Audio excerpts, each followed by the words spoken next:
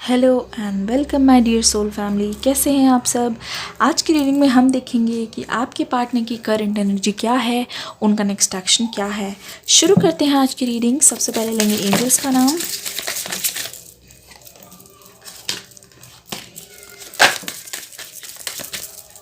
Okay, आपके person के मन में चल रहा है सोलमेट, फॉरगिवनेस, आपको लेके बहुत सारी कन्फ्यूजन कि आप अपनी लाइफ में क्या कर रहे हैं, क्योंकि काफ़ी टाइम से बातचीत नहीं हुई ऐसा लगता है।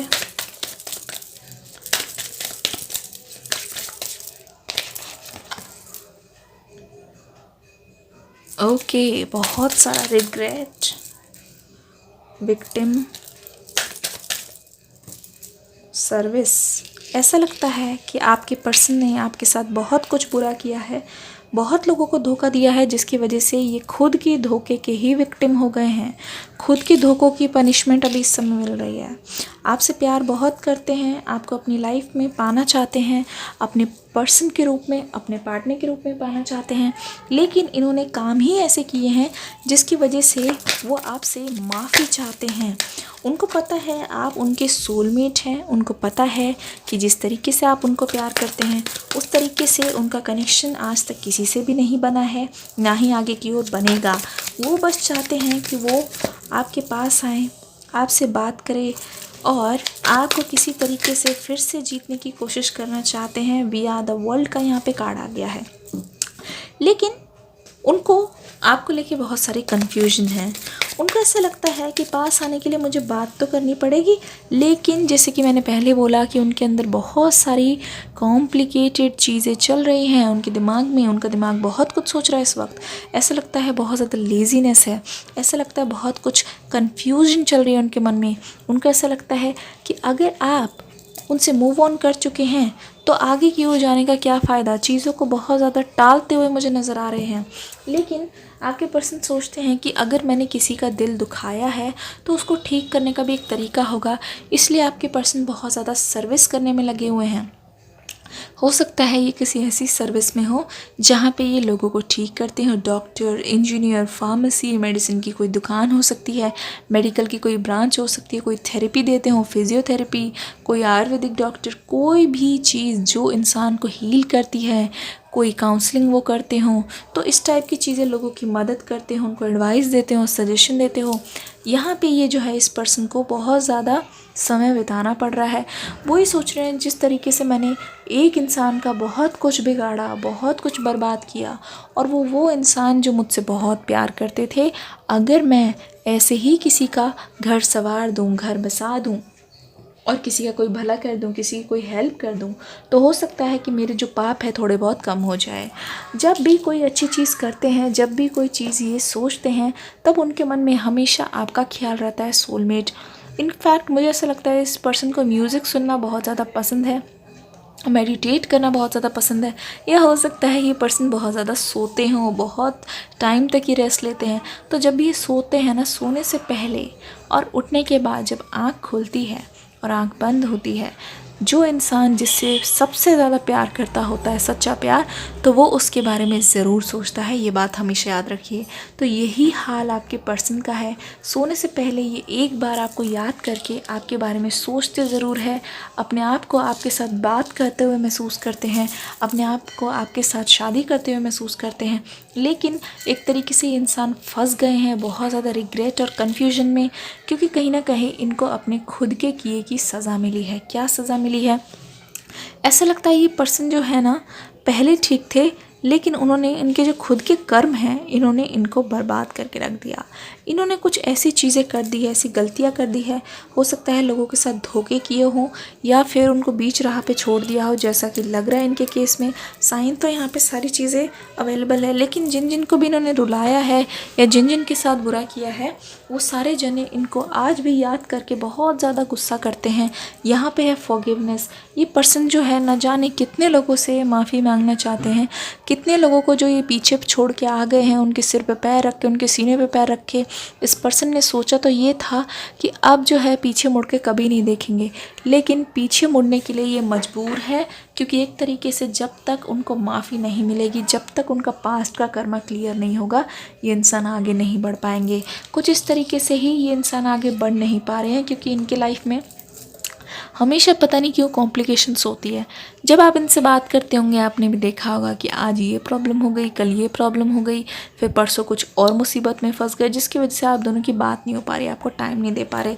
तो कन्फ्यूजन से हमेशा घिरे रहते हैं, क्योंकि इस पर्सन के मन में ना क्लैरिटी नहीं दिख रही अभी, क्योंकि इनके मन में देखिए लेज़ीनेस बहुत ज़्यादा है। हमेशा ये बोलते हैं आज नहीं, अगले साल, इस फेस्टिवल में, इस बर्थडे पे, 2 दिन बाद, चीज़ों को टालते बहुत रहते हैं, जिसकी वजह से क्या होता है, चीज़ें जब डिले हो जाती है ना, चीज़ों के बीच में जब गैप आ जाता है, तो कोई भी कुछ नहीं कर पाता, क्योंकि बहुत ज़्यादा डिले होने के बाद ना चीज़ें बिल्कुल न्यूट्रल पड़ जाती है, ठंडी पड़ जाती है। भाई आपको तो तब मतलब वार करना चाहिए ना जब लोहा गर्म हो, ताकि वो किसी चीज़ की शेप ले सके, ताकि आपको कोई रिजल्ट मिले। जब आपको प्यार फील होता है तब आप सोचने में लग जाते हैं, तब आप कन्फ्यूजन से घिरे रहते हैं, बस रात को सोचते रहते हैं कि सोलमेट है, सोलमेट है, लेकिन उसके लिए कुछ करते नहीं है। देखिए ये इंसान, मैंने जैसे पहले बोला, कॉन्शियसली और सबकॉन्शियसली आप इसके दिमाग से कभी जाते ही नहीं हैं। हमेशा बैक ऑफ द हेड में, आपके दिमाग में, ये दिल और दिमाग में ये पर्सन तो छाए रहते हैं, आपका भी यही हाल है एक तरीके से। लेकिन क्या करें, आपने इस पर्सन के ऊपर से अपना भरोसा, अपना ट्रस्ट खो दिया है।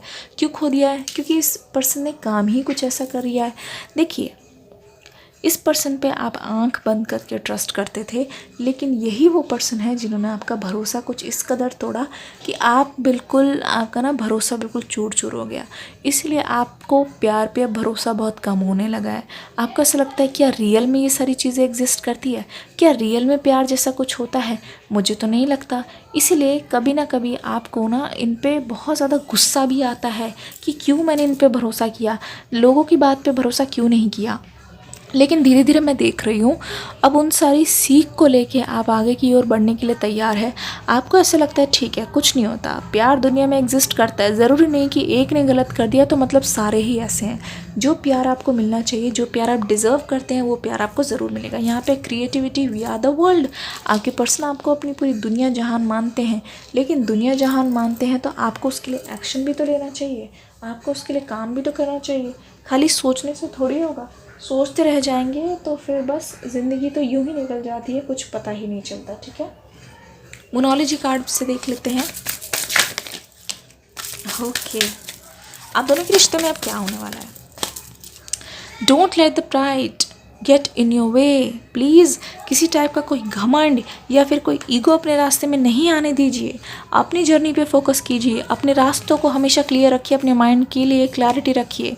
पिछले सारी चीज़ों को क्लियर नहीं करेंगे तो नए आने की जगह कहाँ बची। A very fiery climax approaches आप दोनों के बीच में। जब एक बार मुलाकात होगी तो जो क्लाइमैक्स होगा बहुत ज़्यादा फायरी क्लाइमैक्स आएगा, क्योंकि इसका फाइनल जो है रिज़ल्ट अभी नहीं निकला है। मैं देख रही हूँ क्योंकि आपके बीच में जो बात अचानक से बंद हो गई, कुछ भी क्लियर नहीं हुआ, बीच में सारा कुछ अभी एग्जिस्ट करता है। Show the world the real you. हमेशा ऐसे नहीं कि किसी ने आपका ट्रस्ट तोड़ दिया तो आप खुद अपने शेल में चले गए या फिर आपने खुद अनएक्सप्रेसिव होना स्टार्ट कर दिया। नहीं, आपको हमेशा अपनी साइड क्लियर रखनी है, अपनी जर्नी को कभी भी डिस्टर्ब नहीं करना है दूसरों की वजह से, क्योंकि जो आप डिज़र्व करते हैं वो आपके रास्ते में रखा हुआ है। दूसरों की वजह से क्यों रुकना है? बिल्कुल भी नहीं रुकना है। Balance spirituality and practicality. देखिए आप कोई चीज़ मैनिफेस्टेशन करना चाहते हैं, कीजिए। आप अपने पर्सन को चाहते हैं, कोई बात नहीं, चाहिए, लेकिन आपको स्पिरिचुअलिटी और प्रैक्टिकलिटी में भरोसा रखना है, दोनों में डिफरेंस रखना है। स्पिरिचुअलिटी में आप जो है मैनिफेस्टेशन कर रहे हैं, ईश्वर पे, ऊपर वाले पे भरोसा कर रहे हैं कि वो आपके प्यार को आपके पास ला देंगे, लेकिन प्रैक्टिकलिटी देखिए इस पर्सन ने आपके साथ क्या किया है। अगर नहीं आ रहे हैं तो इसका मतलब ये थोड़ी कि आप स्टक रह जाएंगे इनके लिए। Nothing is yet set in stone. कोई भी चीज़ फिक्स नहीं है, कोई भी चीज़ कभी भी बदल सकती है, उस चीज़ का हमेशा ध्यान रखिए। इसीलिए कोई भी चीज़ फिक्स नहीं है, परमानेंट नहीं है, ये फेज़ भी चला जाएगा। जिस वक्त आपके पर्सन आपको छोड़ के गए थे, आपको ऐसा लग रहा था कि उनके बिना नहीं जी पाएंगे, आपको ऐसा लग रहा था कि अब आपका अंत है, आपकी लाइफ कैसे आगे बढ़ेगी, उस शिट उन्होंने मुझे छोड़ दिया।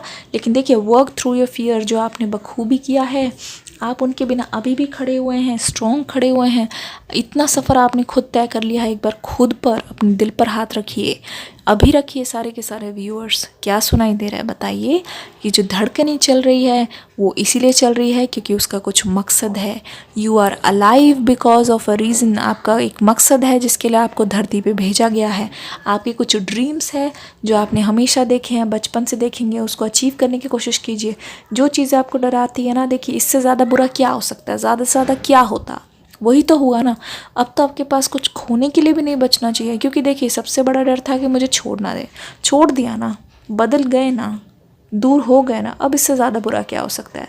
अब किस बात का डरना भाई, बिल्कुल बिंदास होके जिए, क्योंकि जो था वो तो गया। अब तो हाथ में कुछ रहना ही नहीं चाहिए। जब किसी चीज़ का डर नहीं होता ना, इंसान डर का सामना करके डट के आगे की ओर जाता है।